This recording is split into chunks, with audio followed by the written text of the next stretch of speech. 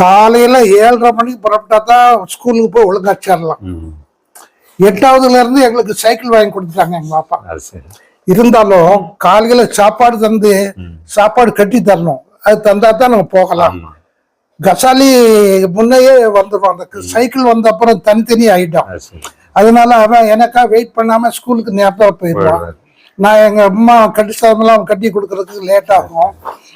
எங்க அம்மா முதல்ல எழுந்த உடனே வந்து மாட்டுக்கு கழுநீர் வைக்கிறது, கோழிக்கு தவிடு வைக்கிறதா போகும். அதெல்லாம் அம்மா எங்களுக்கு சாப்பாடு கொடுத்து செய்யலாமா, நீங்க வாய் இருக்கு சொல்லிருதியா, அது வாயில்லா ஜீவன். அது வந்து முகத்தை பாக்குது. அதுக்கு தண்ணி வச்சுட்டு கோழிக்கு தவிடு வச்சுட்டு வர வேண்டியது லேட் ஆகும். அப்படி 3 அடியெல்லாம் முன்னாலேயும் அதனால வாங்கினோம். இருந்தாலும் படிப்பை விடலை. அது அந்த ஆர்வம் இருக்குங்கிறது எங்க பாப்பாக்கு தெரிஞ்சது.